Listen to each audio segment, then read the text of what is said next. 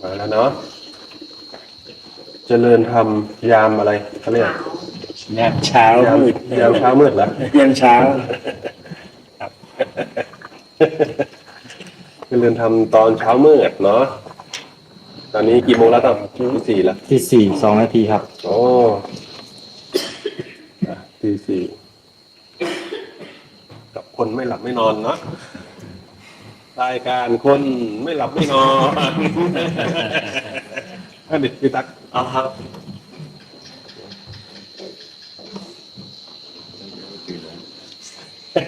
คนไม่หลับไม่นอนรายการพูดเป็นเรื่องพูดเป็นเรื่องยามเช้าแหละเมื่อกี้มีคำถามครับถามมาว่าอะไรนะรู้อะไรผู้รู้ผู้ตื่นผู้เบิกบานผู้รู้อะไรผู้ตื่นจากอะไรแล้วเบิกบานด้วยอะไร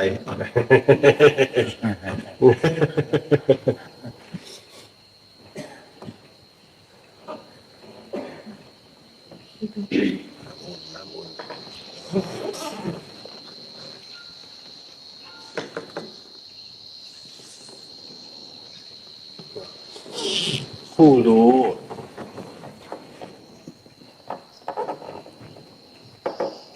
ถ้าก็เรียกว่าถ้ารู้ที่เป็นคำตอบที่จบนะรู้ทุกนี่แหละไม่ได้ไปรู้อะไรหรอกรู้ทุ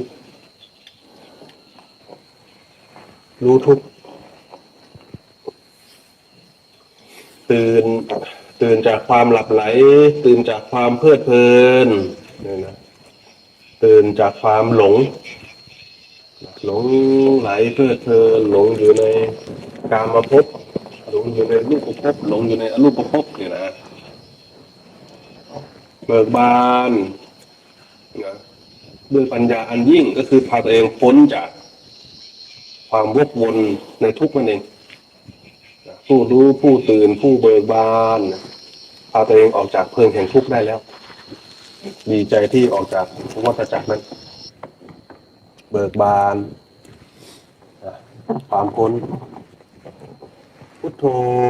นะผู้รู้ผู้ตื่นผู้เบิกบานรู้ว่ามันทุกข์นะรู้ว่าวนเวียนอยู่ในวัฏจักรนะที่วกวนอยู่ในเพลิงแห่งทุกข์เมื่อรู้ประจักษ์แจ้งชัดก็พ้นจากความมืดพ้นจากความหลงนั่นเองนะในความหมายครับอาจารย์คำสั้นๆดูนะรู้ทุกถ้าอาจารย์บอกรู้ทุกชาวบ้านก็รู้อะไรทุกรู้ลักษณะทุกรู้วกวนรู้มันวุ่นวายมันจะพูดยังไงให้เขาเข้าใจรู้ทุกคือที่อาจารย์พูดเมื่อกี้ก็ฟังรู้ทุกรู้หน้าตามันสีเขียวรู้หน้าตามันสีดำรู้ว่ามันทุกข์รู้อะไรจริงๆครับอาจารย์นี่แหละมันเป็นรายละเอียดที่ไม่เหมือนกันครับแต่ละคนท่านบอกว่าธรรมนี้เห็นได้ยากไงครับธรรมนี้เห็นได้ยากอาศัยคิดเอาก็ไม่ได้อาศัยตรรกะอะไรก็ไม่ได้ครับมันต้องเห็นด้วยตัวเองครับเนี่ยแหละเป็นธรรมที่ละเอียดครับคือสุดวิสัยจนไม่อยากแสดงธรรมนู่นนะสุดวิสัยจนไม่อยากแสดงธรรมครับแต่ถ้าพระองค์ไม่ทรงแสดงธรรมสักหน่อยเลยสรรพสัตว์ผู้หลงอยู่แล้วยิ่งหลงกันเสื้อกระเซิงหนักกว่านี้อีกโปรดเถิดหนอพระพุทธเจ้าข้าโปรดแสดงธรรมสั่งสอนเวนยสัตว์เถิด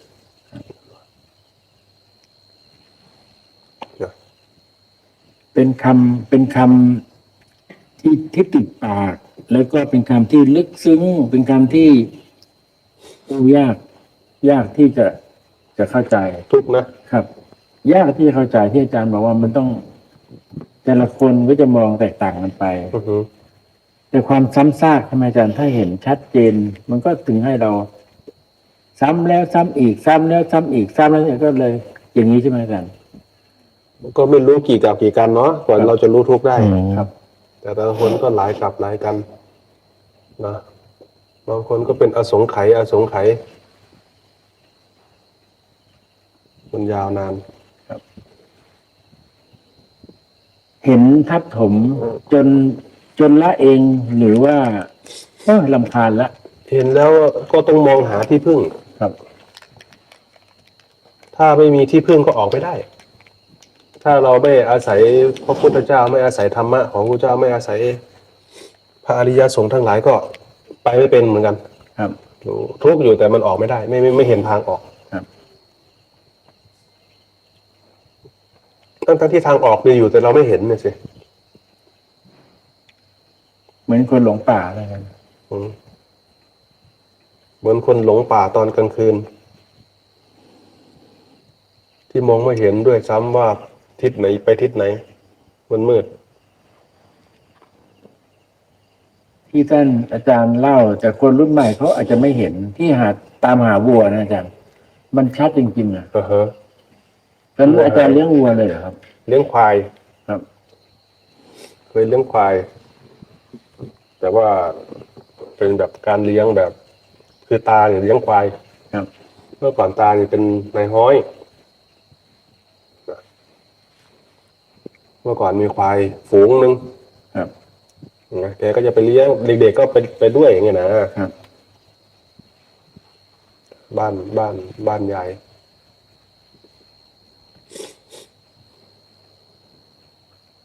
แล้วทุกข์มันมาตอนไหนอ่ะ หือ ตอนเลี้ยงควาย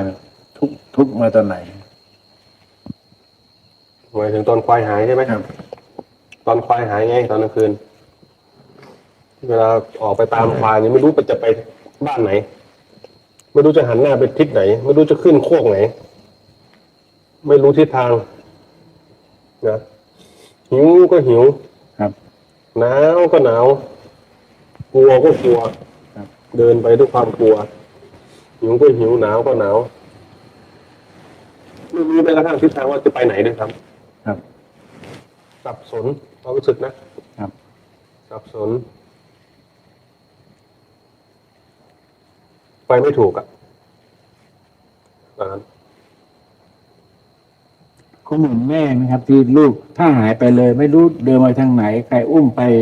ผมว่าประมาณนั้นใช่ไหมอาจารย์แล้วไม่รู้ว่าจะไปตามที่ใครเริ่มที่ไหนยังไง ใช่แล้วแม่ทำลูกหายใช่ไหม ครับอาจารย์ลองให้อาจารย์สรุปอีกสักครั้งได้ไหมครับรู้ทุกข์พอรู้แล้วต้องรู้ให้ชัด คนรุ่นใหม่ก็เหมือนกันเวลาจะศึกษาอะไรทำอะไรก็ต้องตั้งเขาเรียกว่าต้องตั้งนิยามให้รู้ก่อนจะคุยกันเรื่องอะไร ให้รู้จริงๆก่อนแล้วต้องคุยกัน มันเหมือนอย่างนั้นแต่นี้รู้ทุกข์เมื่อกี้ท่านอาจารย์พูดอะไรนะตอนที่ถามรู้ตื่นอ่ะ รู้ตื่นเบิกบานใช่ไหมครับ ตื่นท่านอาจารย์พูดตื่นจาก ตื่นจากอะไรนะครับ ข้างนั้นอาจารย์ตลก ตื่นจากความหลับไหล ตื่นจากความหลง ผมหลงตัวร้ายเลยนะอาจารย์ ใช่ตื่นจากความหลงอยู่ในกามภพ ครับ พอเราไม่รู้ว่าความหลงอยู่ในกามภพเนี่ย เหมือนถูกอสรพิษร้ายฉกกัดทำให้ตาบอดหูหนวก เราจะไม่สนใจในการพัฒนาอะไรเลยสักอย่างหนึ่งนะทำให้ตาบอดหูหนวก ครับ เวลาที่เราติดกับอยู่ในความหลงไหลในรูปเสียงกลิ่นรสสัมผัสเมาในวัยเราจะไม่สนใจอะไรเลย ครับ เมาในทรัพย์เมาในยศเนี่ยเราจะไม่สนใจอะไรเลยเมาในคำยกย่องสรรเสริญเนี่ยเราจะแบบไม่สนใจอะไรเลย ครับ เว้นก็ต่อเมื่อเราพัดพรากจากสิ่งเหล่านั้น ครับ นะเราเริ่มแก่กำลังเริ่มหมดเนี่ยนะเห็นความจริง ครับ พอมันเสื่อมจากสิ่งเหล่านี้มันเริ่มตื่นรู้สึกตัวขึ้นมา ครับ ตื่นจากความหลงไหล ครับ หลับไหลทางการมาพบก็ดี รูปประพบก็ดี ถ้าเราศึกษาเราก็จะเห็นรูปไม่เที่ยง ครับ อารูปประพบก็ดีแม้แต่ความไม่มี ความไม่ปรารถนาสิ่งที่ไม่เป็นที่รักที่พอใจ ครับ ปรารถนาความไม่แก่ความไม่เจ็บความไม่ตายสิ่งเหล่านี้ ครับนี่เป็นเรื่องของชีวิตเรื่องของธรรมะเรื่องของความจริงแท้ๆถ้าอย่างในโลกนี้อาจารย์ ผมกับกับภรรยากับเมียนะครับ ก็ทะเลาะกันบ่อย หากุญแจไม่เจอ หาเงินไม่เจอ หาแว่นตาไม่เจอ ล่าสุดเลยนะครับอาจารย์ อือหือ หากุญแจที่กุฏิไม่เจอที่อยู่วัดนั่นอยู่วัดอ่ะกุญแจเนี่ยไอ้เราก็มีอยู่อันเดียวอ่ะมันก็หาไม่เจอ แล้วก็เหมือนกับบ่นๆโอ้ยมันแกล้งพูดกันเทวดาเอ้ยใช่ไหมดาลักหนาเนี่ยอะไรอย่างเงี้ยครับมันคงไม่จริงอ่ะแล้วอยู่ๆเขาก็เห็นอาจารย์อย่างนี้เสร็จพอเห็นอาจารย์มันก็ตื่นเลยนะอาจารย์โอ้มันเห็นของหายแล้วระเบิดบานนะอาจารย์ อือหือ มันโอ้โหรู้แล้วอ๋ออยู่ที่นี่เห็นชัดเจนเลยว่าเราตื่นจากความไม่รู้ว่าอยู่ไหนพอรู้เสร็จว่าอยู่ไหน อือหือ มันก็รู้สึกโล่งโอ้ได้แหละ อือหือ ตามอาจารย์มาป่าสักได้มีแว่นตาแล้วอย่างเงี้ยผมเอาโอมาได้ไหมเหมือนกับของหาย ใช่ใช่ ครับ ได้อยู่ ครับ อาจารย์เมื่อวานคุยกันเรื่องต่อจากอื่นเรื่องน้ำมูดเน่าหรือว่าดื่มปัสสาวะ ในพุทธการท่านทรง แสดงให้ดูหรือว่าท่านทำให้ดูอาจารย์เรื่องดื่ม ใช้น้ำปัสสาวะเป็นยา อือหือก็มีในอุปชฌาย์สอนนะครับ ฉันน้ำมูดเน่า ครับ น้ำมูดเน่าครูบาอาจารย์ท่านก็ทำให้ดู ครับ นะต้ม แล้วก็ไปแช่สมอมะขามป้อมอะไรพวกนี้ ครับ เป็นเภสัชรักษา ความทุกข์ทางกายเรียกว่าอาพาธนั่นเอง ครับ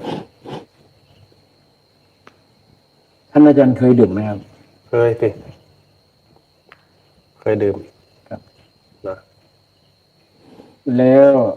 ผลเป็นยังไงท่านอาจารย์ได้อะไรบ้าง หรือว่ารู้สึกร่างกายมันเกิดอะไรขึ้นบ้างในร่างกายสังเกตอะไรอย่างไรได้บ้างครับ ก็ดื่มแล้วก็ถ่ายดีนะ เพราะดองสมอไง สมอนี่มีวิตามินมีสรรพคุณทางยาสูงอยู่แล้ว ครับ นะผลสมอ มีญาติโยมเขาเคยไปเรียนการดื่มจากหมอนั่นหมอนี่เขาก็ลองตัวเองอันนั้นเรียนไม่เท่าไหร่แต่ได้ประโยชน์ไหมเขาก็ลองทำด้วยตนเองดื่มเช้าดื่มเย็นดื่มจนเป็นนิจศีล อือฮึ ดื่มจนกระทั่ง ถ้ากินมาม่าเนี่ยเธอก็บอกว่ารู้เลยโอ้เป็นอย่างนี้เองกินนี่มากกินนะในวงการแพทย์ก็รู้ก็วินิจฉัยได้ท่านอาจารย์ ได้ มันจะรู้ที่มา ครับ เยี่ยวดมปุ๊บรู้เลยว่ากินอะไรมา ดม ดมเยี่ยว ครับ ดมเยี่ยวตัวเองเพราะว่าเนาะ ครับฟังดูทีแรกก็เราก็รู้สึกด้วย ดมเยี่ยวตัวเอง เดี๋ยวกินไป ดมเยี่ยวคนอื่น เหล้าจนอยากจะกินด้วยนะฮะ กินอะไรมา แล้วก็ลองค้นเนี่ยลองดูใน Google ว่าต่างประเทศเขากินไหมโอ้แต่มีคนกินมากมาย อือฮึ กินเยอะแล้วก็มีคนได้ประโยชน์จากการสังเกต การสังเกตนั่นแหละคือการศึกษารู้ไหม ครับ สังเกตแต่ว่าเราสังเกตมันที่มันเป็นประโยชน์หรือเปล่านี่แหละ มันสำคัญตรงนี้แหละ บางทีเราไปสังเกต อันที่มันไม่เป็นประโยชน์อย่างเงี้ย นะเราต้องสังเกตแบบต้องฉลาดในการโฟกัสท่านเรียกสัมมาสังกัปปะ ถ้าเราไม่ฉลาดในการโฟกัสเนี่ยมันจะสังเกตเรื่องไม่เกิดประโยชน์กับตัวเอง ครับ ตัวเนี้ยสำคัญมากนะจุดนี้เป็นจุดที่สำคัญมาก หลักที่จะทำให้คนรู้ทุกข์ได้ ก็คือรู้สึกตัว ครับ เมื่อเรารู้สึกตัวเสร็จแล้ว เราก็จะเห็นทุกข์ที่มันเกิดขึ้นทางกายทางใจเรานี่แหละนะแต่ส่วนใหญ่เนี่ยมันจะถูกอารมณ์คุมไว้ อารมณ์คุมแล้วก็ความเพลิดเพลินให้เราไปเกาะในเรื่องราวต่างๆ มันก็เลยมาโฟกัสที่กายใจยากนะแล้วก็มีความพอใจไม่พอใจมาปกคลุมอีกชั้นหนึงอีก อืม เห็นได้ยากมาก นะต้องอาศัยครูต้องอาศัยครูบาอาจารย์ ครับ ชี้เจาะลึกเห็นไหมนั่นน่ะเธอเห็นไหมนั่นน่ะอย่างเงี้ยนะอ๋ออ๋อไม่เห็นครับ ก็ออกไว้ก่อน รู้ละอย่างเงี้ย มันพอถามเสร็จไงพอสอนเสร็จปุ๊บมีอะไรจะถามไหม โอ้ไม่มีครับ เข้าใจไหม ครับ หรือไม่เข้าใจ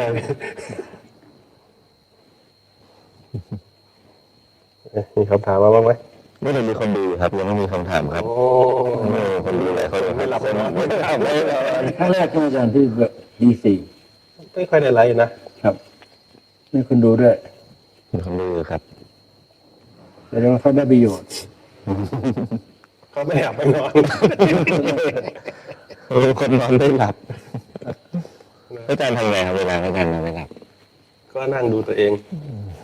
ครับ มันเรียนรู้ไปเป็นขั้นลำดับของมัน เพราะความคล่องติดอยู่ในใจของคนไม่เหมือนกัน ครับ ครับ นะคล่องแต่เวลาที่เรากลับมาเฝ้าดูตัวเองเนี่ย เราจะเห็นสิ่งที่เราติดอยู่ในใจเรา ครับ ความติดอยู่กว่าจะผ่านแต่ละขั้นมันนะครับ เมื่อก่อนตอนเป็นเด็กก็ครั้งเราว่าอยู่กับความสับสนนะเราจะพูดอะไรก็ไม่มีใครจะยอมรับฟังกันเลยพ่อกับแม่ก็ไม่อยากจะรับฟัง ไม่รู้จะไปพูดอะไรกับใครอดทน เดี๋ยวเราโตขึ้นมาก่อนว่าอย่างนั้นแกว่าตอนเด็กๆเดี๋ยวรอโตก่อนเนาะว่างั้นค่อยพูด โตขึ้นมาแล้วไปคนละเรื่องเลยเรื่องหนึ่งคนนี้ก็เรื่องหนึ่งก็จะออกจากขั้นนั้นได้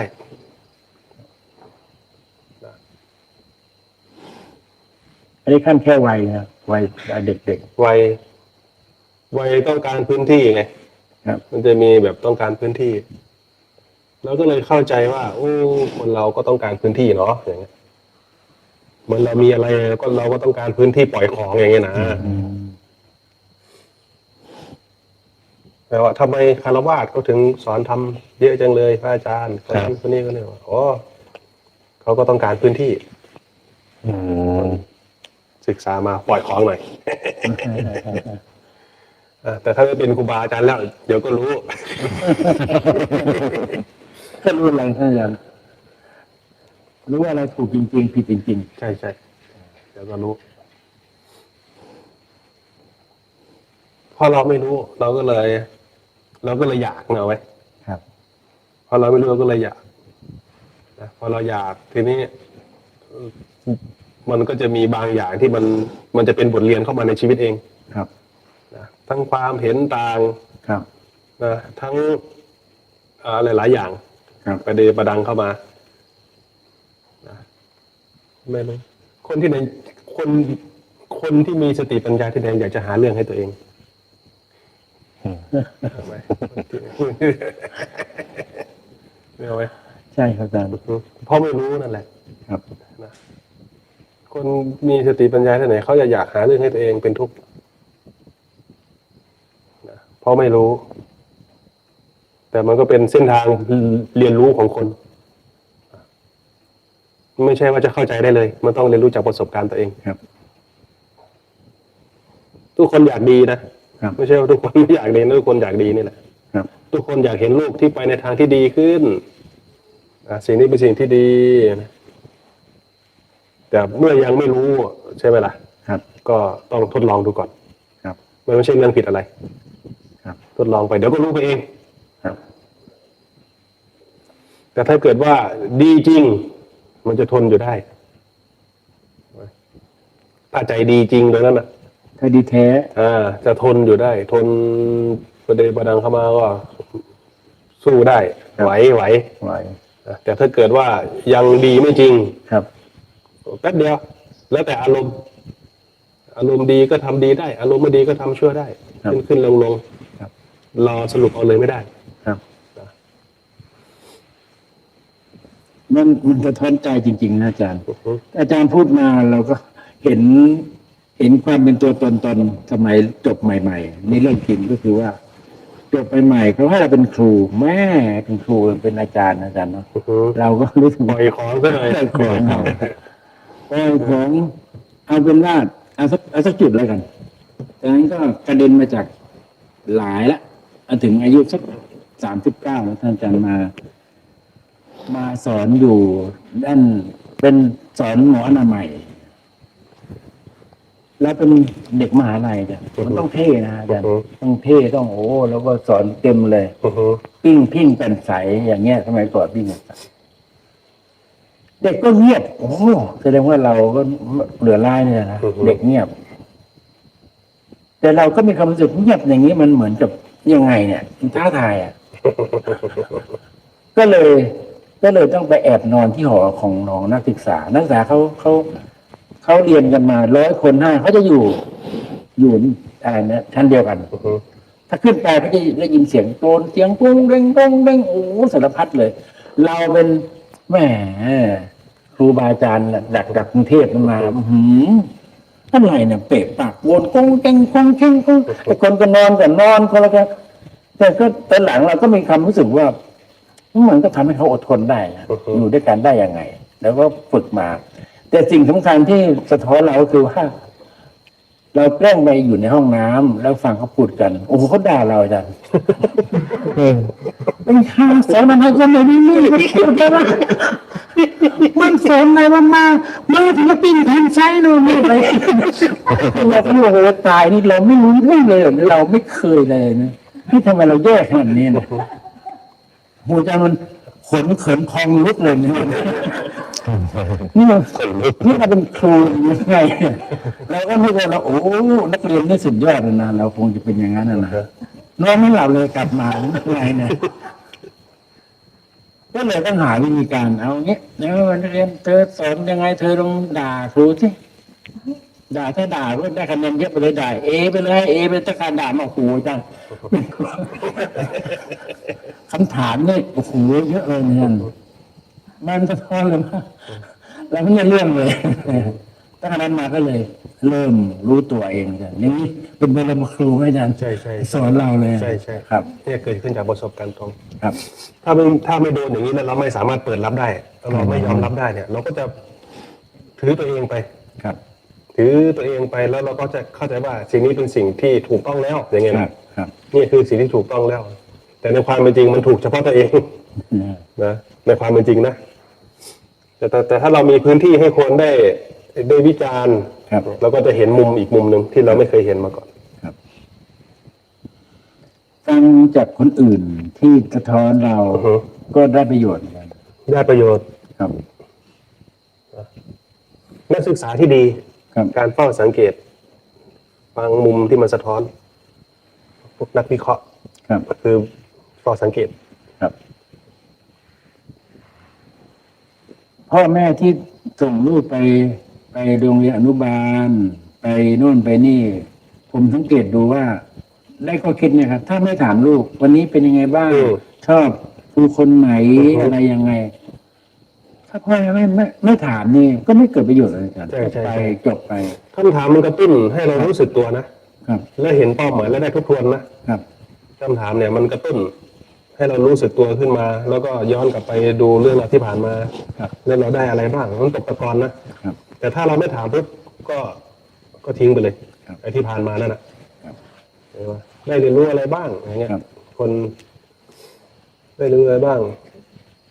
เราไม่ได้สอนทุกเรื่องนะแต่ถ้าเราสังเกตเราก็เรียนรู้ได้เองถ้าเรามีความฉลาดในการเรียนรู้สังเกตดูถ้าจะไปตามจี้บอกทุกเรื่องราวต้องบอกตามเหตุอย่างเงี้ยนะเขาก็แบบกระตุ้นการเรียนรู้ไปเองครับวันที่งานกฐินท่านอาจารย์ที่วัด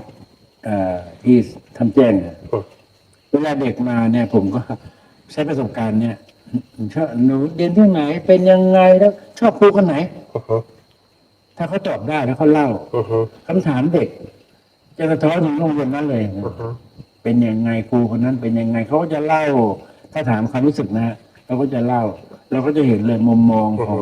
โรงเรียนนั้นสอนยังไงแสดงว่าถ้าเรามีโอกาสพูดคุยมีพื้นที่ในการพูดคุยกับลูกบ่อยๆเราก็จะรู้ลูกขาดอะไรนี่เป็นไงจุดสำคัญที่สุดเลยครับจุดนี้สำคัญมากแม้แต่ไปเที่ยว อันเนี้ยหมูเด้งไงถ้ามีโอกาสได้คุยเด็กๆนะก็จะได้ กระตุ้นการเรียนรู้ สะท้อนทั้งหลายเลยผมเคยสังเกตหลานที่อยู่ในโรงเรียนกรุงเทพนะอาจารย์มีโรงเรียนอยู่โรงเรียนหนึ่งชื่อโรงเรียนสามไตร อือฮึ ใช้วิธีการแบบนี้ครับ อือฮึ เอาเด็กไปลงเรือใบเอาเด็กไปเรียนที่แรกนึกว่าเขาพาท่องเที่ยว แต่อาจารย์ครับ มันทำให้เห็นทำให้เรียนรู้กับ เรียนรู้ได้ดีผ่านประสบการณ์ ครับ ความรู้สึกตัวเด็กเมื่อก่อนเราอยู่ที่เกาะเต่า ครับ เคยไปจำพรรษาที่นั่นปีหนึ่ง ครับ นะเขาก็จะสังเกตพฤติกรรมเด็ก ครับ เขาไม่ได้คัดว่าเด็กอายุเท่านี้นะครับ เขาเอาเด็กไปเล่นร่วมกัน ครับ เขาก็จะเล่นก็จะสังเกตพฤติกรรมเด็ก ครับ แล้วก็ค่อยๆแยกเด็กออกมาเรียน การเล่นคือการเรียน แล้วก็ไปสังเกตพฤติกรรมอีกพาไปเล่น ดินน้ำมันเล่นนั้นแล้วก็สังเกตพฤติกรรมเอาคำศัพท์เข้าไปใส่ในนั้น แล้วก็สังเกต คนนี้เล่นกับเพื่อนไม่ได้ก็ต้องแยกออกมาให้เล่นคนเดียวคุณครูก็ไปเล่นด้วยเขาไปชี้ถาม ครับ มันจะมีความพิเศษที่ไม่เหมือนกัน ครับ ช่วงโควิดนะช่วงโควิดโรงเรียนมันปิดไป ครับ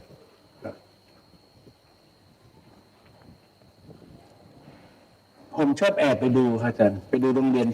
ที่เขาว่าโรงเรียนแพงๆทำไมถึงต้องเป็นแบบนี้ แต่เราอยากดูพฤติกรรมของครู อือฮึ บางคนมันเขาพยายามเรียนแบบบ้านนอกอะ อือฮึ ทำทรายอะไรอย่างเงี้ยครับทำอย่างนี้เพื่อให้เด็กได้เดินได้ย่ำพอฝนมาก็ให้เด็กเล่นน้ำฝนแพงมากอาจารย์ อืม แพงมากเลย แต่เรียนบ้านนอกอยากจะเป็นแบบบางกลุ่มทำที่สไลเดอร์แบบวงทั้งที่ มันคืออะไรท่านอาจารย์มันสวนกัน อ่าฮะมันมีสิ่งหนึ่ง ครับ มันมีความไม่มั่นใจ ครับ ในความเป็นเด็กบ้านนอก ครับ ไม่มั่นใจว่าอย่างนี้เป็นที่ยอมรับเขาหรือเปล่า แต่ในความเป็นเด็กที่อยู่ในเมืองรู้สึกว่าสิ่งนั้นมันเป็นสิ่งที่เราต้องเรียนรู้หรือเปล่า อ่า นะบ้านนอกก็ปกติแล้วเราต้องมาเล่นอะไรแบบนี้ด้วยเหรือเนี่ย มันเลยกลายเป็นว่า พอเข้าไปอยู่ ผมอยู่น่านอาจารย์ มันเกิดกลายเป็นว่าพอเราเดินสำรวจทุกแห่งที่เขาทำสนามที่เล่น มันไม่มีคนดูแลที่เล่นไงครับ มันก็เลยมีรอยหักรอยเพราะเด็กมาเล่นมันก็เจ็บ อือฮึ นะคืออยากมีทุกที่มีของเล่นเด็กอะตรงกลุ่มชนแลดูแหมสุดยอดเลยลงเมืองเราหนองงอนแต่หาคนดู รายละเอียดพวกเนี้ยมันไม่มีความปลอดภัยจากอุปกรณ์เหล่านี้มันก็เลยกลายเหมือนกับว่า แล้วก็ไม่ค่อยมีใครเล่นเลยอาจารย์แต่แลดูเหมือนแบบดีมาก นี่แล้วแต่เพื่อนเขาเล่นอะไร ครับใช่ นะถ้าเพื่อนเล่นอะไรเขาก็เล่นอันนั้นอ่ะไม่ได้เล่นเองนะครับ เล่นเพราะเพื่อนเล่น ใช่ ถ้ามีคนเล่นให้ดูก็เล่นอย่างเงี้ยนะ มันก็คือการเปิดพื้นที่ให้เด็กเรียนรู้ อือฮึ ทุกที่ แต่เด็กเขาก็เล่น ถ้ามีเพื่อนเขาก็สนุก สังเกตดูนะอาจารย์ ถ้าไม่มีเพื่อนความสนุกก็หายไปเลย เพื่อนสำคัญมากนะ ครับ เพื่อนนี่สำคัญที่สุด เป็นส่วนหนึ่งเลยแหละนะเป็นส่วนหนึ่งนะเมื่อก่อนเราก็ไม่เข้าใจ ครับ เรานี่เป็นเขาเรียกว่าเป็นโทสะจริต ครับ เป็นโทสะจริตก็คือสันโดษ ครับ ไม่ไว้ใจใคร ครับ อย่างเงี้ยนะชอบอยู่ในพื้นที่ส่วนตัว ไม่ชอบให้ใครมายุ่งเรื่องอะไรเงี้ย ครับ เป็นแบบโทสะจริตไม่ค่อยไว้วางใจใคร ครับ ผมได้มีโอกาสคุยกับโยมแม่ของท่านอาจารย์นะว่าไล่เป็นจะเดินหลาย EP เลยครับมี EP หนึ่งก็คือถามว่าเคยไปดูท่านอาจารย์ทำงานสมัยอยู่เกาะเต่าไหมเป็นอย่างนี้อย่างนี้แล้วสังเกตเพื่อนเขายังไงบ้างโยมแม่เขาบอกเขารักลูกพระดีนะโน่นนี่นั่น อยากให้จะเล่าให้ฟังบ้างครับ เพื่อนเขามองเรายังไงแล้วอาจารย์ดูแลเพื่อนอย่างนี้ยังไงเขาทำงาน สมัยตอนเป็นโบสถ์โรงแรมมาต่างๆ ก็ส่วนใหญ่เขาก็จะรักนะ ครับ เป็นที่เป็นเขาเรียกว่า เราเป็นคนไม่มีพิษไม่มีภัยอะไรกับใคร ครับ นะเราเป็นคนสบายแล้วก็ชอบเขาเรียกว่าเป็นคนจ่ายเงิน เขาก็เลยรัก คืออะไรเป็นพนักงานจ่ายเงิน หมายความว่าไปเที่ยวอะไรเงี้ยก็เป็นคนจ่ายเงินอย่างเงี้ยนะเวลาคนมีปัญหาอะไรก็จะมาหาอย่างเงี้ยนะครับ คนก็เลยรัก แล้วมายืมก็ไม่ได้คืนนะ คือให้เลยอย่างเงี้ยนะ ให้เลยนะ คนก็เลยรักไงซึ่งคนไม่แต่คนพื้นที่ก็รัก ครับ คือเป็นคนที่ไม่มีเรื่องผลประโยชน์ ในสมองไม่มีแต่เรื่องน้ำใจอย่างเดียวเลย ดูมันธรรมดานะแต่บางคนน่าจะทำยาก ถ้าตัวเองเนี่ยปกติเป็นอย่างนั้น ครับ ปกติเป็นอย่างนั้น คือเสียเปรียบคนอื่นได้ แต่เอาเปรียบคนอื่นไม่ได้อย่างเงี้ยนะ มันคิดอะไรครับ ที่ยอมเสียเปรียบ มันรู้สึกว่าเอาเปรียบคนอื่นเนี่ยมันรู้สึกขัดใจตัวเอง ครับ เวลาที่เราเหมือนกับว่าเราจะขายเอาเงินเขาอย่างเงี้ยนะครับ มันก็ขัดใจตัวเองมันทำไม่ได้อย่างเงี้ยนะครับ ขายของเอากำไรคนไม่ได้ รู้สึกผิด ก็ไม่รู้ว่าตัวเองมีนิสัยเป็นพระไม่รู้ตัว ครับ มารู้ตัวตอนบวชตอนเป็นฆราวาสเนี่ยรู้สึกว่าถ้าให้คนอื่นเนี่ยให้ได้นะครับ แต่ถ้าไปแม้แต่ปัญหาที่จะไปบอกให้คนอื่นรับรู้ว่า เรากำลังเผชิญปัญหาอะไรอยู่อย่างเงี้ยนะครับ ก็ไม่บอกใครนะครับ คือเป็นคนที่ไม่ค่อยแสดงออกเท่าไหร่ ครับ แต่เป็นคนสังเกต ครับ สังเกตพฤติกรรม ตอนที่ลงไปอยู่เกาะใหม่ๆเนี่ย เรามาจากโรงแรม5 ดาว มันก็จะมีมาตรฐานที่ดีมากเลย ครับ นะการจัดการอะไรเนี่ย ดีมาก แต่พอเราไปอยู่ในโรงแรมที่เหมือนกับ เป็นโรงแรมเก่า แล้วเขากำลังมีโปรแกรมที่จะพัฒนา แต่เขายังไม่ได้เริ่มต้นอะไรเลยอย่างเงี้ย ครับ พอไปถึงปุ๊บมันก็อะไรวะเนี่ย อืม มันเหมือนกับบังกะโลบ้านนอกอย่างเงี้ยนะใจตอนแรกเนี่ยมันก็ไม่เอาแล้ว ครับ ใจตอนแรกเนี่ยก็ไม่เอาแล้วก็ได้หัวหน้างาน ครับ ถ้าว่าเก่งจริงมันต้องทำได้ ครับ มันเหมือนกับทำให้เราไปเห็นว่าจุดเริ่มต้นของทุกอย่างอ่ะมันเริ่มต้นจากสิ่งเหล่านี้ทั้งหมดเลยอย่างเงี้ยนะเพราะเมื่อก่อนเราไม่รู้ว่ากว่าจะไปถึงจุดนั้นได้อะมันมาจากอะไร ครับ เรามองว่ามันแบบมันมาจากทุนใช่ไหม ครับ แล้วทุนมาจากอะไรอย่างเงี้ยเราไม่รู้ไง ครับ นะถ้าเกิดว่าเราไม่มีทุนแล้วไม่มีต้นทุนคือความรู้เลยใช่ไหม ครับ แล้วก็จะเอาแต่เงินนั่นแหละเป็นลงทุน มันก็จะจมไปเรื่อยจมไปเรื่อยจมไปเรื่อยเพราะเราไม่มีมันไม่มีความรู้เป็นทุนอ่ะ แต่เราไปเรียนรู้ไอ้ความรู้นี่แหละคือทุนเนี่ยนะเงินมันมาจากไหนวะเงินมันมาจากลูกค้า ครับ โอ้เอาลูกค้าได้นั่นแหละคือเงิน มันก็เลยกระจ่างเรื่องการลงทุน คือมันไม่ได้เกี่ยวเลยว่าเราจะลงทุนมากหรือลงทุนน้อย มันจะได้กำไรหรือเปล่า ครับ เข้าใจเลยนะ อืม ในระบบธุรกิจตอนนั้นที่เขาทำ ครับ โอ้ที่แท้มันอยู่ที่เราเอาคุมลูกค้าได้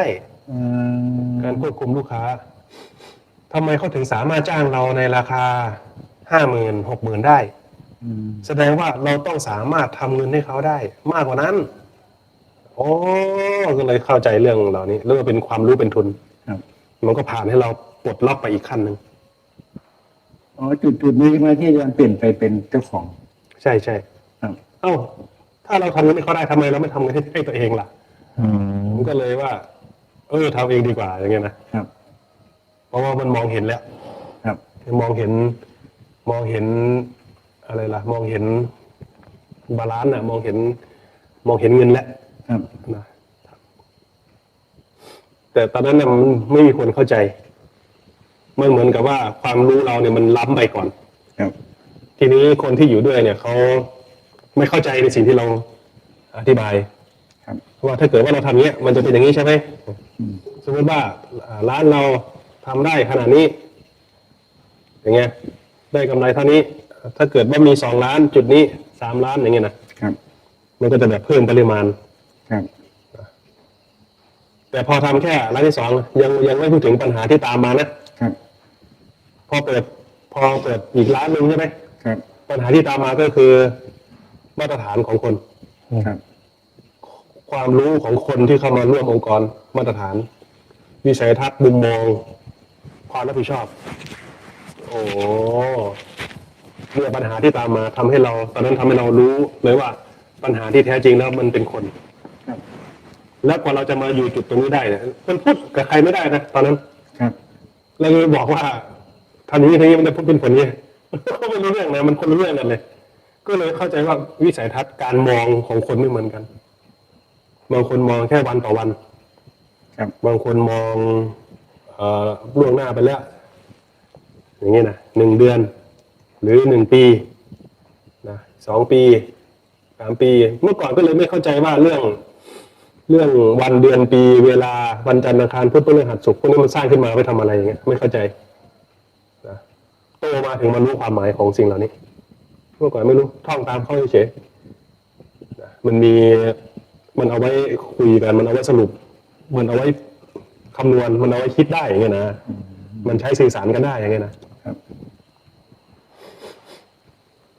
ก็สืบเรื่องครับอาจารย์สืบเรื่องคำถามครั้งแรกอ่ะดูกับคนทำไมถึงรักท่านอาจารย์ทำไมถึงชอบอาจารย์บอกแล้วว่า การให้คือหัวใจ น้ำใจ การให้คือน้ำใจคือหัวใจเลยนะ อืม แสดงว่าที่เขาพูดว่า 4M โน่นแมนเมทเทียลอะไรต้องเพิ่มไมล์ขึ้นไปอีกตัวหนึ่งเรื่องใจ อือฮึ เป็นทุน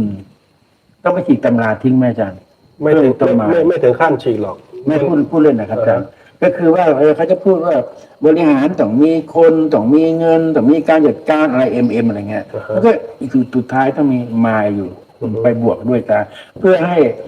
ห้คนที่เขาจะเข้าใจเรื่องของความเป็นคนไปบวกตรงนี้อาจารย์เป็นอย่างนี้ไหมอาจารย์ แต่พอเราไปศึกษาเรื่องคนเราก็จะไม่อยากทำแล้ว อืม เพราะว่าคนเรามีปัญหาที่แตกต่างกัน ครับ บางคนมีปัญหาครอบครัวนะครับ บางคนมีปัญหาเรื่องอารมณ์ ครับ บางคนมีปัญหาเรื่องไม่สามารถเข้ากัน กับงานได้อย่างเงี้ยโอ้มันแตกแขนงไป ผมก็พออย่างนี้สะท้อนดูท่านอาจารย์ว่าแต่ว่าถ้าเรารู้จักคนทุกคนเลยใช่ไหมครับ ที่ทำงานกันอ๋อคนนี้ก็ควรเป็นอย่างนี้สังเกตอย่างนี้อย่างนี้ ไม่ได้รู้จักแบบนั้น ไม่รู้จัก ไม่รู้จักแบบว่ารู้จักเขาแบบนั้น ไม่รู้จักนะแต่สังเกตดู รู้จักว่าทุกคนเนี่ยทุก ทุก เพราะทุกคนมีปัญหาหมดเลย แทนก็มุ่งเป็นพระอีกอะ เออ เป็นความเป็นพระเกิดขึ้นอย่างเงี้ย เพราะเวลาที่เรามีปัญหาเราอยากจะพึ่งใครเนี่ย ครับ เราก็มองไปมันพึ่งไม่ได้เลย อืม เวลาที่เราเกิดปัญหา ครับ โอ้ยวันนี้ปลาไม่มีมา อ่าม องไปอ้าวมันไม่มีมาหมดทั้งเกาะเลยไปหาใครก็ไม่ได้เอา ครับ ชาวประมง ครับ อ๋อวันนี้พายุเข้าครับ เวลามันไม่สามารถหาได้คือมันหาไม่ได้ ครับ นะวันนี้ไม่มีลูกค้าเหรอเวลาไม่มีมันไม่มีเลยเอาจะไปให้ใครช่วย ครับ นะเวลาที่เรามีปัญหาเราไม่สามารถไปหาใครได้ ครับ นะทุกคนมีปัญหาหมดเลย ครับ เห็นแม้กระทั่งว่า สมมติว่าเรามีรายได้เพิ่มขึ้น ครับ แต่ร้านข้างๆเขามีรายได้ลดลง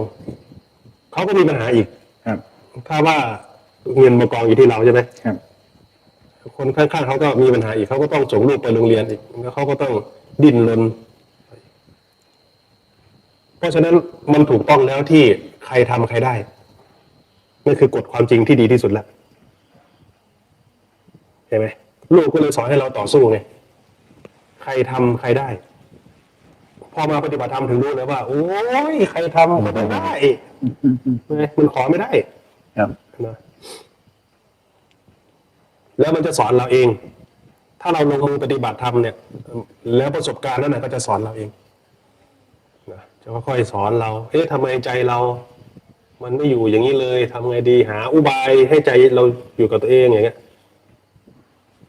นะมันง่าย เพราะว่าเราสังเกตตัวเองมานานแล้วไง ครับ พอเราปฏิบัติธรรมเนี่ยก็เลยเห็นร่องรอยของตัวเอง คือกว่าจะเขาเรียกว่าแทบจะบรรลุธรรมบนเกาะนู่นนะ อืม นะเคยโดนระเบิดนะอยู่ที่เกาะ จากอะไรครับ จากแก๊สคนก็ไปช่วยงานเนี่ยเขาไปเปิดแก๊สทิ้งไว้ ครับ เปิดแก๊สทิ้งไว้ แล้วแก๊สระเบิด ใส่หน้าเต็มๆเลยนะทีนี้ในตอนนั้นน่ะ เพราะว่าเราอาศัยความรู้ของเราเอาลงไปทำงานอย่างเต็มที่ ครับ ในขณะที่เราทำงานอย่างเต็มที่นั่นน่ะ ผลของมันก็ทำให้เรา รู้เลยว่าเราเป็นคนสร้างมันขึ้นมา เราใช้ความรู้ของเราเนี่ยมาสร้างสิ่งเหล่านี้ขึ้นมานะเมื่อเราสร้างสิ่งเหล่านี้ขึ้นมาแล้ว คนอื่นมาทำกับเราไม่ได้รู้ไหมมันเป็นการวางแผนที่เข้าระบบเฉพาะตัวเอง ครับ นะอย่างเช่น อันนี้พวกอันนี้กระทะหน้าเตาผัดใช่ไหมอันนี้ทอด อันนี้ย่าง อันนี้ต้ม ครับ เราสามารถทำคนเดียวได้วางแผนฝั่งตรงข้ามมาเป็นชุดเตรียมของฝั่งตรงข้ามก็จัดเป็นชุดไว้ตกเรียงไว้ คือคนอื่นมาทำงานด้วยเนี่ย อยู่ข้างนอกนั่นแหละดีแล้วทำเองมันจะคล่องตัวกว่า คือวางแผนในการทำงานไว้ของตัวเอง ทั้งระบบระบายอากาศ ทั้งระบบระบายน้ำทั้งระบบความปลอดภัยประตูเข้า2 ทาง ครับ นะคือวางแผนงานเอาไว้หมดแล้ว จนรู้ว่าไม่มีใคร ถ้าคนมาทำกับเราแบบเนี้ยเขาต้องใช้คน7-8 คนอ่ะ ถึงจะมาทำแทนเราได้อย่างเงี้ยซึ่งมันไม่มีคนมาทำได้ ครับ นะด้วยความเข้าใจในงานของตัวเอง ครับ นะมันก็เกิดเป็นความสำคัญ หรือว่าถือตัวว่าไม่มีใครสามารถมาแทนเราได้แล้วนะด้วยแผนด้วยงานที่ตัวเองวางไว้ ครับ แต่พอโดนระเบิดเท่านั้นแหละตัวนั้นโดนระเบิดตุ้มกลับไปรักษาปฐมพยาบาลตัวเองก็ สิ่งที่เห็นก็มันเป็นต้นไม้ใหญ่ แล้วใบไม้ก็ค่อยๆร่วงหล่นจนหมดต้นนะ แล้วก็มียอดแตกออกมาใหม่เขียวๆอ๋อมันก็ โอ้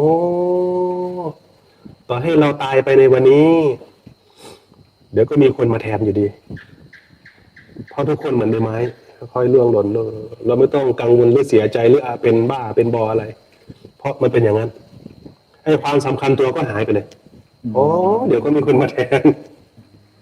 แค่จะบรรลุธรรมบนเกาะอะไรความสำคัญตัวเนี่ย ตายไปแล้ว ตอนนั้นนะอันนี้ขั้นแต่ละขั้นเนี่ยมันจะมีช่วงเวลาของความติดอยู่ไม่เหมือนกัน ครับ แต่ถ้าเรามีกัลยาณมิตรที่ดีเนี่ยมันจะผ่านจากขั้นนั้นได้เร็ว ครับ ความสับสนในขั้นนั้นมีขั้นที่แบบ มีเงินแต่ไม่มีความสุขอย่างนี้ก็มีนะครับ โอ้ไปเที่ยวรู้สึกเหมือนตัวคนเดียวอย่างเงี้ยไม่มีความสุขไม่มีอะไรเลยอย่างเงี้ยขั้นนี้ก็มีเหมือนกัน ครับ ขั้นมืดบนขั้นแบบทุกอย่างไร้ความหมาย ครับ กว่าจะพ้นออกจากขั้นนั้นได้ ถ้าไม่มีกัลยาณมิตรก็พ้นไม่ได้ ก็เลยเข้าใจว่าทำไมคนต้องคอยกล่อมตัวเองทำไมคนต้องแสวงหาความสุข เพราะที่แท้จริงแล้วเขาไม่รู้จักความสุขเขาก็เลยวิ่งไปหาความสุขในที่ต่างๆ ด้วยความหวังว่าจะพบความสุข แต่ยิ่งแสวงหาเท่าไหร่ก็ยิ่งไม่เจอความสุขนั้นเพราะความสุขไม่ได้อยู่ภายนอก ครับ เมื่อไหร่ก็ตามที่เราหาใจตัวเองพบนั่นแหละเราจะเจอความสุขที่ซ่อนอยู่ในตัวเอง ครับ โอ้ท่านรู้ได้ยังไงนี่นะอัศจรรย์ธรรมะของพระเจ้า ครับ นั่งภาวนาอยู่ก็สู้ขึ้นมา โอ้ยเป็นไปได้ยังไงเนี่ยทำไมไม่เคยมีใครบอกเราเวลาเราไปหาอะไรอยู่ข้างนอกก็เริ่มรู้จักทางนะพอมาเริ่มปฏิบัติธรรมเนี่ย ครับ เริ่มรู้จักทางตอนที่ว่าพาใจกลับบ้านเมื่อก่อนไม่รู้ก็เที่ยวไปโรงละครโรงสุราเที่ยวเล่นมหรสพไปตรงนั้นร้องคาราโอเกะไปตรงนี้แสวงหาความสุขไปยังไงก็ไม่เจอ ครับ แต่พอเรามานั่งอยู่กับตัวเองเนี่ยนะดูลมหายใจช่วงแรกก็ทุกข์นะครับช่วงทุกข์ก็เป็นช่วงฝืนช่วงหนึ่ง ครับ ช่วงสับสนช่วงความฟุ้งซ่านก็ต้องทนเอา ครับ เนี่ยช่วงแรกๆนี่ก็ดูไปเรื่อยๆประคองไปประคองใจให้เกาะที่ลมหายใจไว้นะพุทโธไปเรื่อยๆพุทโธไปเรื่อยๆนะ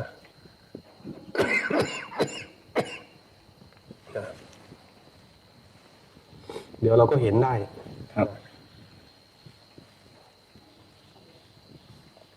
ประจักษ์ขึ้นมาเองเลย ครับ โอ้ยสุขอื่นยิ่งกว่าความสงบไม่มี ครับ นู่นเมื่อก่อนแสวงหาอยู่ข้างนอกนู่น แต่ที่ไหนได้ล่ะ สิ่งที่ท่านชี้เข้ามาท่านชี้ลงมาตรงนี้ตรงนี้ทำไมเรามันเซ่อขนาดนี้วะเนี่ยนี่เราไปอยู่ไหนมา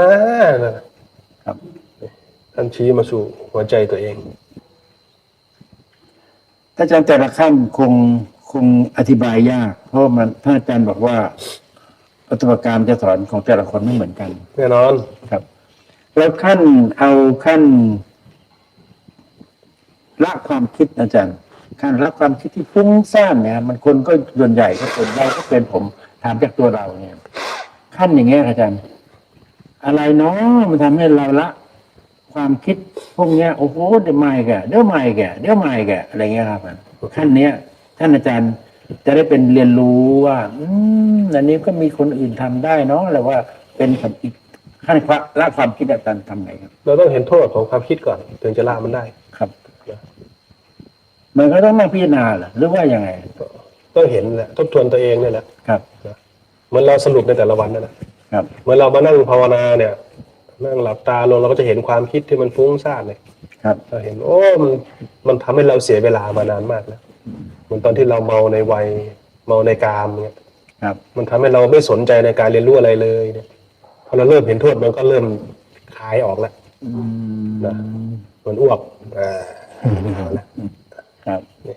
พอมันเป็นโทษไง ครับ แต่ถ้าเรายังไม่เห็นโทษเราก็จะคิดอย่างนั้นแหละคิดวกวนวางแผนนั่นนี่นู่นไปเรื่อย ครับ ตามนิสัยวาสนาของคน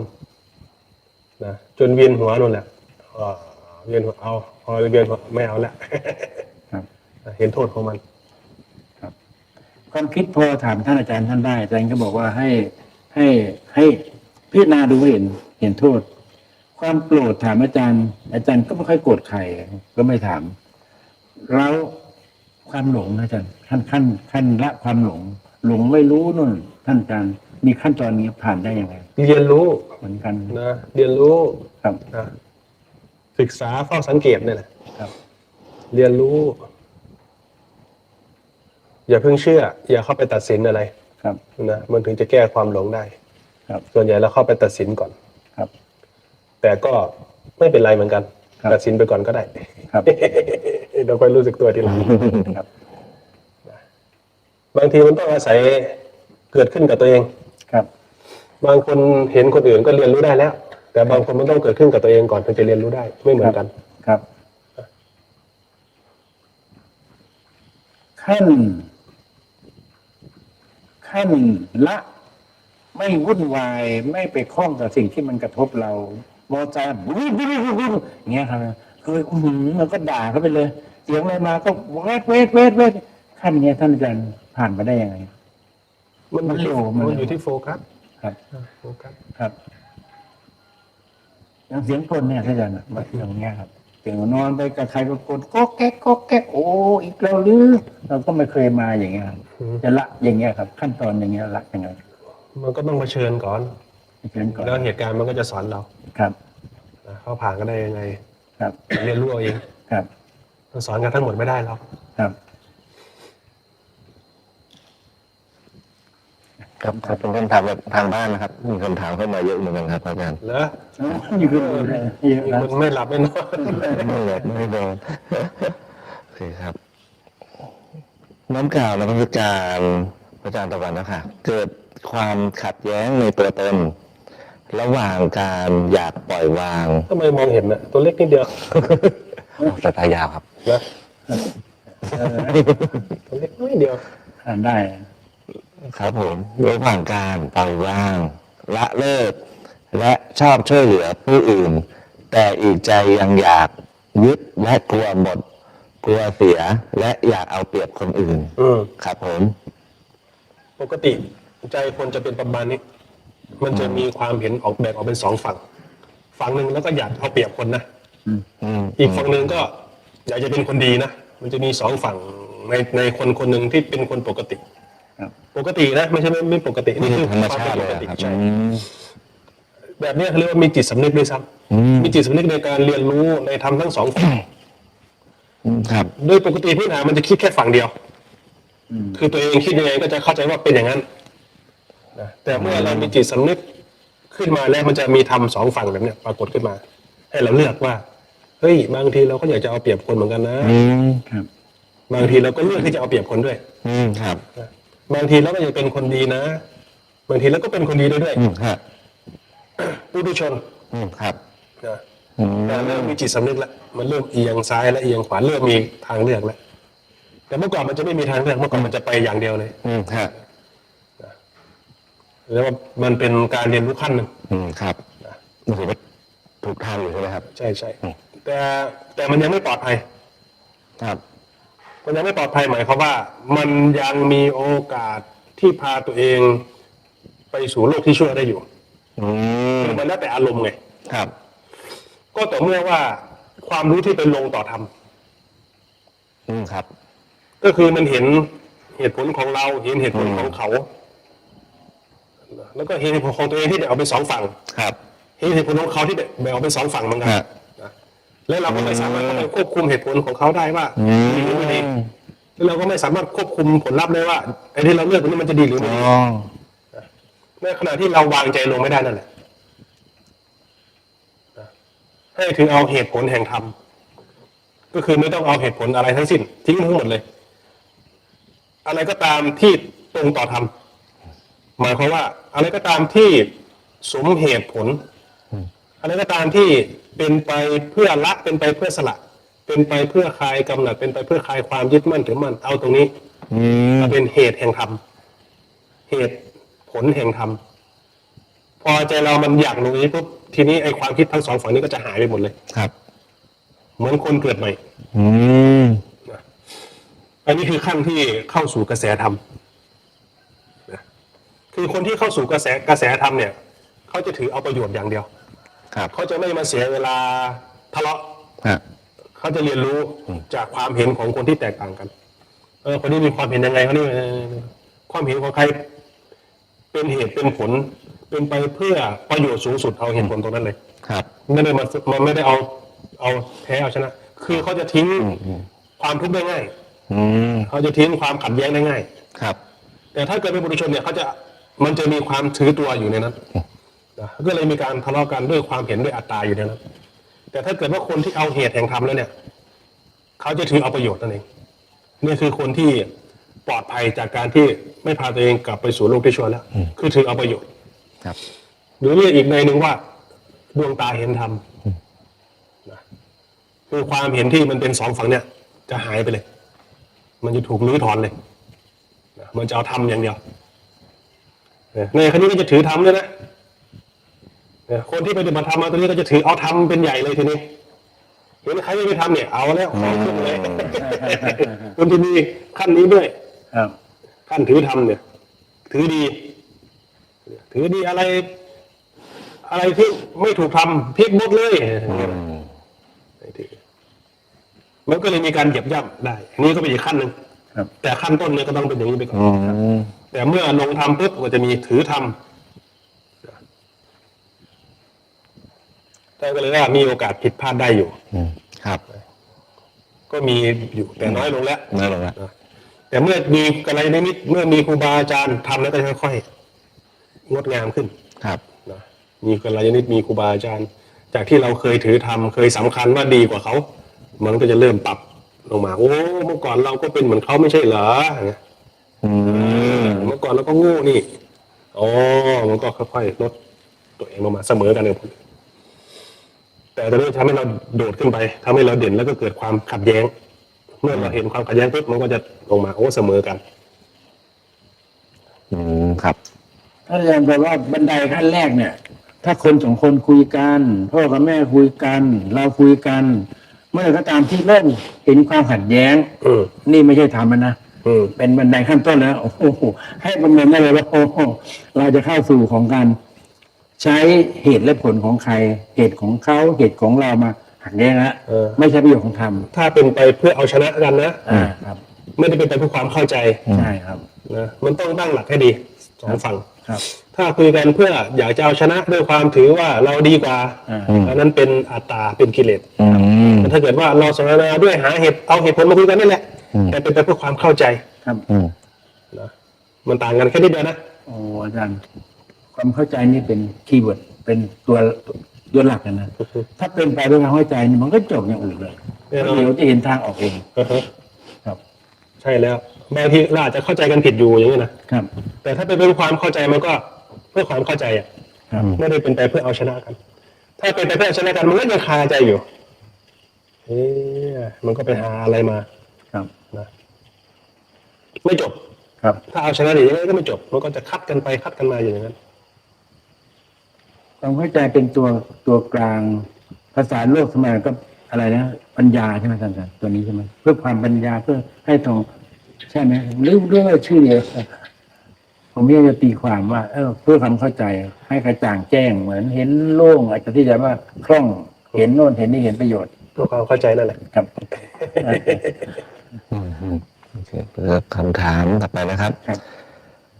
การพิการครับการเดินออกกำลังกายของผู้สูงวัยถ้าเดินไปเรื่อยๆภาวนาพุทโธในแต่ละก้าวถือว่าเป็นการปฏิบัติสมถะหรือเปล่าครับ ก็ได้อยู่ ถ้าเรามีสติในการทำงานนะมันเป็นการฝึกทั้งนั้น ครับ มีสติรู้สึกตัวเดินไปเรื่อยๆเนี่ยเป็นการฝึกสติ ครับผม ฝึกสตินี่สำคัญมาก ครับ คือความรู้สึกตัว มีคนถามว่าพระอาจารย์อุ่นหรือเปล่านะคะ อุ่น อุ่นนะครับ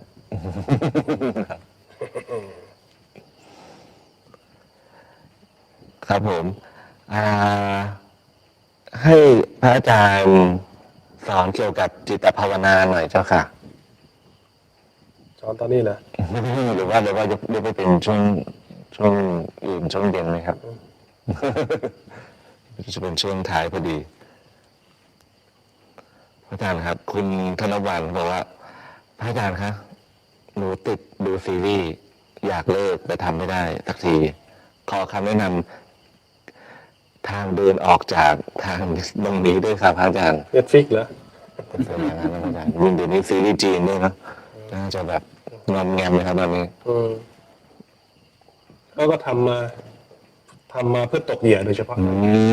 ซีรีส์เนี่ย มีคนถามเบาบีหรือเปล่าเป็นคนไม่รู้ว่าที่เป็นเยอะเลย เราต้องเขาเรียกว่าต้องเห็นโทษของมันก่อน เราพยายามที่จะทิ้งบางสิ่งบางอย่าง แต่ถ้าเราไม่รู้จักโทษยังไงมันก็ไม่ออกมันก็จะวนกลับไปอยู่ดีนะเราต้องเห็นโทษของมัน มันทำให้เราเสียเวลาเสียสุขภาพทำให้เราเสียสติสัมปชัญญะอะไรพวกเนี้ยเมื่อเราเห็นโทษแล้วเราถึงจะหาทางออกบางทีเราก็คิดเอานะเราคิดเอาว่ามันไม่ดีอย่างเงี้ยนะครับ บางทีก็คิดเอาเหมือนกัน ครับ ต้องให้มันเป็นเองคิดเอาไม่ได้หรอก เหมือนไฟก็ต้องเหมือนต้องลองไปจับก่อนนะเนาะใช่ไหมครับอาจารย์ให้มันร้อน เป็ เนาะ นเอง แต่มีจะบอกว่าต้องเห็นโทษ ผมจำได้เลยว่ามีครั้งหนึ่งลูกสาวไปทำงานกับใครกับหัวหน้าเขาคนหนึ่งแล้วลูกสาวเงินเดือนก็แค่นี้ครับ แล้วจะซื้อรถ เอาละอยากซื้อรถละอยากเอาละเขาก็ไม่บอกนะบอกเดี๋ยวหนูต้องไปเขียนที่ว่า ถ้าซื้อรถเนี่ย ข้างซ้าย มันมีอะไรดีบ้างเขียนไปเขียนให้เยอะเลยเขียนข้างขวา จะเสียอะไรบ้างโอ้โหช่างกันเลยแต่ช่างอันนี้ดี10 ข้อ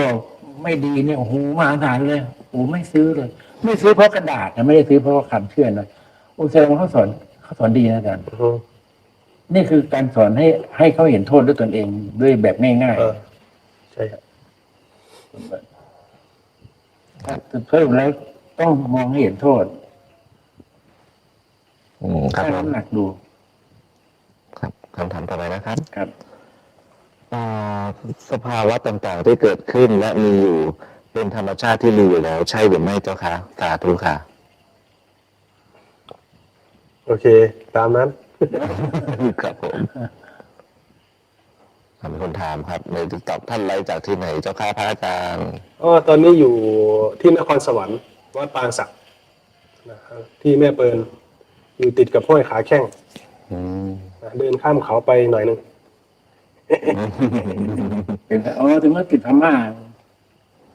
ก้าวไป ครับกราบสอบถามพระอาจารย์แล้วค่ะ ปฏิบัติเป็นอัตโนมัติสำหรับพระอาจารย์คือเป็นยังไงเจ้าค่ะ อัตโนมัติเหรอ ครับผม อัตโนมัติก็คือเป็นเองไงเป็นเอง ก็คล้ายๆกับเป็นนิสัยของเราไปเลยนะครับอาจารย์ เป็นเอง อืม ไม่รู้จะพูดยังไงแล้วเป็นเองเนาะเหมือนไม่มีเจตนานะ ไม่เริ่มชัดกันนะ อืม ไม่บางทีตื่นมาก็ไปเองอย่างเงี้ย อืม มันเองแสดงว่าเราเริ่มเครื่องมันเดินหรือยังไงมันก็มาเอง อืม เราจะอัศจรรย์เลยแหละว่าเมื่อก่อนเราไม่เคยเป็นมันก็เป็นได้เนาะเมื่อก่อนก็ไม่ใช่คนดี ครับ แต่มันเหมือนกับเราเกิดใหม่จริงๆนะเวลาที่เราปฏิบัติธรรมเมื่อก่อนเนี่ยโอ้ยก็ฝึกฝืนตัวเองนะกว่าจะตั้งไข่ได้นะแต่ว่าเราเป็นคนที่ไม่ยอมแพ้อะไรง่ายๆสู้ไปเรื่อยๆสู้ไปเรื่อยอย่างเงี้ยนะครับ เพราะว่าเคยทำงานด้วยเคยทำงานด้วยลำแข้งตัวเอง มันก็เลยรู้ว่าทุกกระบวนการในการสร้างงานเนี่ย มันต้องลงมือทำเห็นไหมแล้วลงมือทำเองด้วยนะไม่ใช่ว่าลงมือทำก็คือให้คนอื่นมาทำอย่างเงี้ย ผลมันไม่เกิด มันเลยเข้าใจกระบวนการนั้นคือ ทุกขั้นตอนเนี่ย เราต้องเห็นด้วยตัวเอง การลงมือทำมันก็เลยทำให้เราชัดด้วยตัวเอง ครับ นะการปฏิบัติธรรมเหมือนยากนะแต่ก็ไม่ยากนะเหมือนง่ายนะครับ แต่ก็ไม่ง่าย อืม เหมือนยากนี่ทำไมถึงยาก เหมือนยาก ครับ ยากตรงไหนครับ ก็ไม่ยากนะ ไม่ยากตรงไหนครับ ไม่ยากตรงเมื่อทำลงมือทำแล้วมันก็จะเกิดทางเองนะครับ ไปทำอย่างอื่นยากกว่าทั้งหมดเลย อ๋อแปลว่าถ้าที่มันยาก เพราะว่ามันไม่ลงมือทำพอลงมือทำแล้วมันก็จะคลี่คลาย ใช่ สรุปแล้วก็คือทำ ถ้าจะเปรียบเทียบเหมือนกับทำนาอย่างเงี้ยทำนายังยากกว่า ครับ หรือที่กรีดยางยังยากกว่าไปปลูกข้าวโพดยังยากกว่า มันยากกว่าเพราะอะไร เพราะเราไปควบคุมน้ำลมฝนไม่ได้ อืม ไปควบคุมแมลงวัชพืช ไปควบคุมสัตว์ที่จะมากินไม่ได้เลย ครับ แต่อันนี่มันเป็นการต่อสู้ภายในกับภายใน ครับ มันไม่ได้ไปเกี่ยวกับภายนอกเลย เนี่ยมันยากตรงเนี้ย ข้างนอกเราไปควบคุมอะไรไม่ได้เลย อืม นะมันก็เลยไม่จบไง อืม แต่ถ้าเรามาภายในมันจบภายในนี่ อืม ถ้าเห็นอย่างนี้ก็ อืม มีกำลังใจ ครับ อืม ครับคำถามต่อไปครับ เขากับถามพระอาจารย์เจ้าค่ะ ถามว่าสภาวะธรรมต่างๆ ที่เกิดขึ้นนั้นโทษครับอันนี้ถามไปแล้วครับ อืมโอเค นอนหลับจิตหรือตัวรู้มันหายไปไหนครับ แล้วตอนหลับมันจะออกไปทำชั่วไหมครับ หลับแล้วนะครับ ผม ทำไมเราไปทักว่าที่หลับแล้วล่ะเผลอทำชั่วอย่างเงี้ยนะ อืม เอาตอนที่มีความรู้ดีกว่า ครับ นะตอนที่มีความรู้ให้ปกติให้ได้ก่อน อืม ตอนเผลอเนี่ย เอาเว้นไว้ก่อน อ่ะ นะเว้นไว้ก่อน แบบว่าถ้ามีโทษก็ อืม ปรับไม่เยอะประมาณเนี้ย ครับ แต่ถ้าเกิดว่าเจตนาเนี่ยนี่ปรับโทษหนักหน่อย อืมโอเคครับ อีก5 ที ครับผม อีกสัก2 คำถามแล้วกันนะครับ ครับ ครับขอถามเจ้าค่ะ ตอนนี้อยู่ในช่วงกำลังฝึกฝนอยู่ค่ะ สติพัฒนาขึ้น สมาธิทำมากขึ้น วิปัสสนาค่อยๆเป็นค่อยๆไป คอยจ้องดูความคิดอารมณ์และสัญญาเป็นสำคัญ และจะวางใจอย่างไรคะ ถ้าเราต้องไปอยู่ใกล้กับคนที่มีอัตราตัวตนสูง คนที่ไม่ได้ฝึกฝนอยู่กับทางโลกเป็นส่วนใหญ่ แต่ก่อนกระทบกันมากสาธุค่ะ นั่นแหละเป็นโอกาสที่เราได้ลองของตัวเอง ครับ ถ้าอาจารย์ไม่ถาม ผมมีปัญหาแบบเขาเลยอะครับ จ้องเนี่ย ผมพอจ้องแล้วมันไม่สงบ อย่าไปจ้องมาก คือจ้อง ตั้งใจมากก็ไม่ได้ ครับ นะต้องค่อยๆเรียนรู้ไป สรุปแล้วคือ ค่อยๆเรียนรู้ ให้เรียนรู้ ครับขอเป็นคำถามทิ้งท้ายนะครับไม่อยากกลับมาเกิดอีกเลยค่ะ เห็นความแก่ความเจ็บ ความทุกข์มากมายในโลกมันวุ่นวายมากครับอาจารย์ สาธุนะคำถามนี้เดี๋ยวเอาไว้ตอบนะ ครับ ถ้าตอบนี่ยาวเลยนะอีกชั่วโมงเลยนะ เอาเรื่องเลย ถาม โอเค ครับ ก็ขอเจริญในธรรมเนาะขอให้พ วกเราเจริญในธรรมโดยทั่วหน้ากันทุกท่านเนาะจนสามารถก้าวผ่านล่วงพ้นความทุกข์ได้ โดยทั่วหน้ากันทุกท่านทุกคนเทิน สาธุ